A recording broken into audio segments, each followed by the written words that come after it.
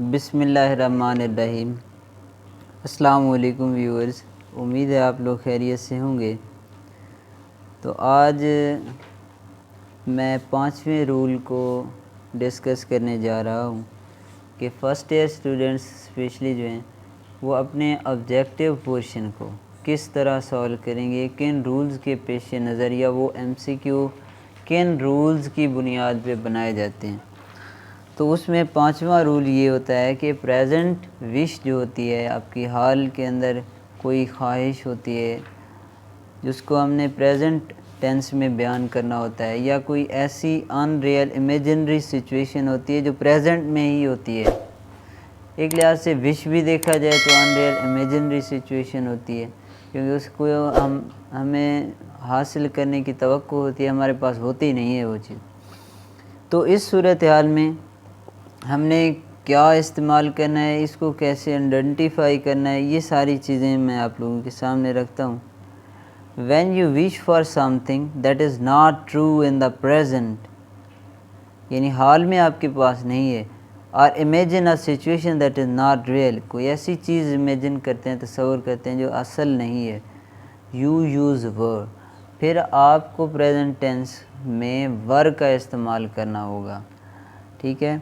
और इसको पहचानेंगे आप लोग कैसे, इफ़, एज़ इफ़, एज़ दो, वुड, दैट, इस तरह के वर्ड्स जो होते हैं ये बेशतर आते हैं इसमें। मिसालें देख लेते हैं।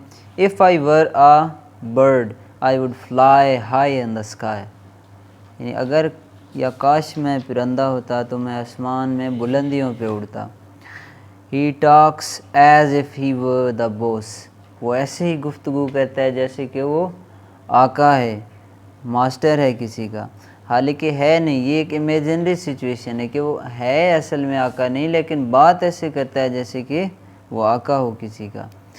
अब इसके बाद देख लेते हैं जी, छठा रूल क्या है कि जब आपको पता चले कि एक सेंटेंस के अंदर always, daily, everyday, usually, seldom, nowadays, often, इस तरह के वर्ड्स आ गए जो कि आपकी हैबिट को शो करें या फ्रीक्वेंसी को शो करें कि कोई काम हो रहा है एक ख़ास स्पेसिफिक इंटरवल ऑफ टाइम के बाद रिपीटिटिव हो रहा है। तो रेपिटेशन की सूरत में या हैबिट की सूरत में आप हमेशा प्रेजेंट इंडेफिनिट टेंस का इस्तेमाल करते हैं। मिसालें देखते हैं। ही ऑलवेज़ टेल्स द ट्रूथ, वो हमेशा, ये आदत है, तो हमने टेल के साथ एस का इजाफ़ा किया क्योंकि प्रेजेंट में हम SEIS का इजाफ़ा करते हैं। I play football every day, ये रोज़ाना का मामूल है, फिर से आदत आ गई। तो इसी तरह फर्दर भी आप लोग देख सकते हैं, बड़ा इजीली आप लोगों को आइडेंटिफाई करने का मौका मिल सकता है। नेक्स्ट रूल देख लेते हैं, present indefinite tense for universal truths and habitual actions. जहाँ तक हैबिचुअल एक्शंस की बात है तो वो हम काफ़ी हद तक पिछले रूल में भी देख चुके हैं। यहाँ पे जो है सिग्निफिकेंट एस्पेक्ट जो है वो यूनिवर्सल ट्रूथ्स का है। अब मामला समझने का ये है कि यूनिवर्सल ट्रूथ्स क्या होते हैं।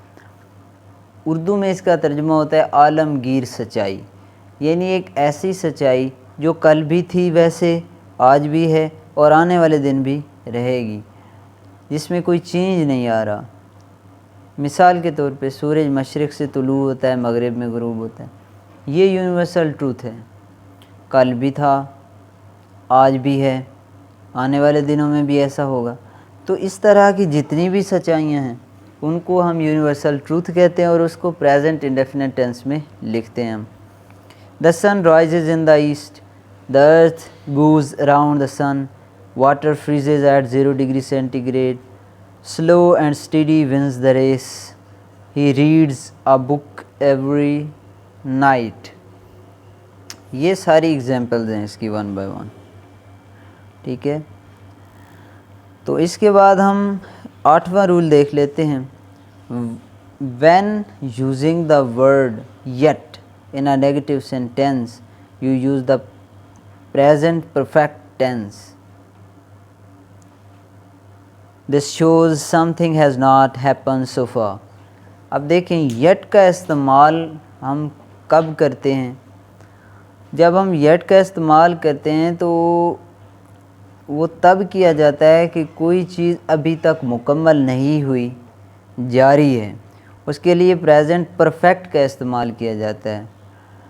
मिसाल के तौर पे I have not finished my homework yet, अभी तक मैंने अपना घर का काम मुकम्मल नहीं किया है। She has not arrived at the party yet. तो ये सारी आप लोगों के सामने हैं, आप इजीली आइडेंटिफाई कर सकते हैं। फर्दर भी इस पे मैं वीडियोस बना चुका हूँ, आई बटन में आपको लिंक मिल जाएगा और डिस्क्रिप्शन में भी मैं लिंक दे दूँगा। आप लोगों के लिए वो तमाम वीडियोस भी अहम हैं, उनको भी ज़रूर समझें और अपना बहुत सारा ख्याल रखिएगा। मिलते हैं नेक्स्ट वीडियो में, तब तक के लिए अल्लाह हाफिज़।